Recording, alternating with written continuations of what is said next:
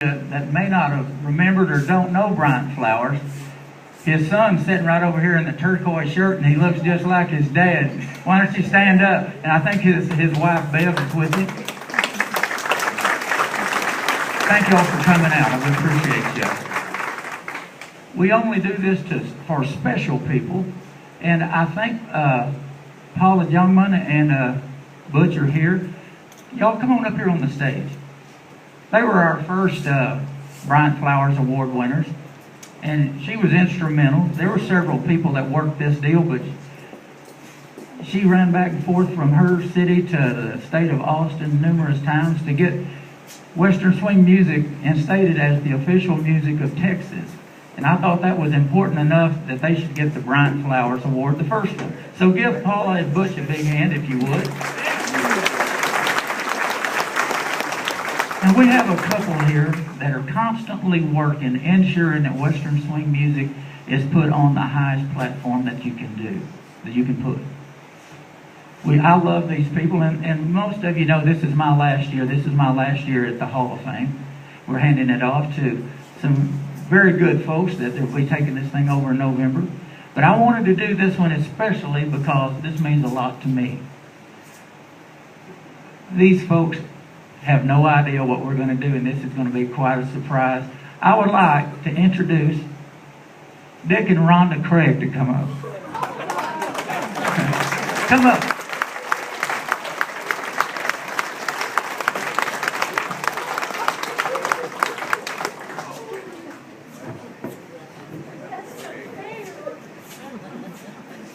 Yes, it's fair. You get up here. And we've got several people going to take pictures because this is going to be the first time Rhonda didn't have anything to say.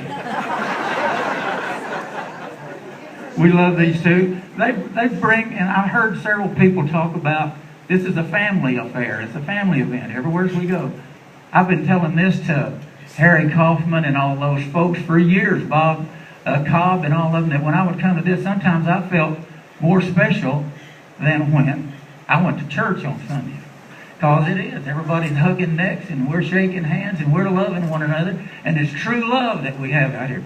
This lady right here and her husband, he's the wind under her wings. It usually works the other way, but he is with this situation. She does the Western Swing Dance Network and the Prayer Network. And she keeps everybody informed on when the next dance is. That's maybe somebody just come up with, we're having a dance next week, we need some people to show up. She makes sure that gets out. The Prayer Network is very special to me, and it is to most of us. If any of us has had an accident, gotten sick, we've lost a loved one, this woman right here, she puts it out. We all know. Lucy knows, don't you?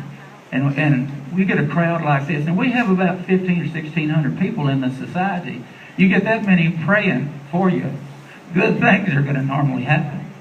So I'm going to turn this over to this sweet lady and her sweet husband.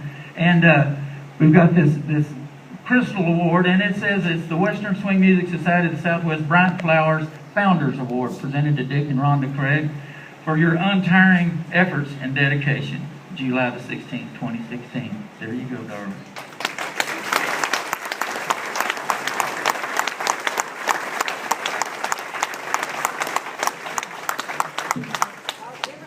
Don't give her that mic, she said.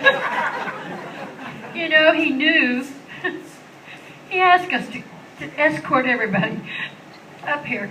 And maybe I'd put on some decent clothes. Otherwise, I'd have probably had on my crop pants. Because my feet are bad, and I have to just wear these boots miserably. I can't thank you enough. And I'm sorry, this was a total surprise. How'd you do this? Oh my God. It wasn't easy. Oh, mercy. There was one thing that we do in our Western Swing Dancers Network that you didn't say. Several years ago, about 5 years ago, we decided that, you know, we're all dancers. Some of you are finger dancers, you're the musicians. And some of you are fans because you can't dance anymore, and I'm getting there. And then there are the boot scooters, but we're all dancers. And so we decided that we would try to seek out those unsung heroes. And let me tell you just a quick story about how that came about. When I was a little girl, my mother had been abandoned when she was 8 months old, and her real biological father came into her life when she was a teenager. Not for very long, but long enough to buy her a 21 Bulova watch, a 21 jewel Bulova watch.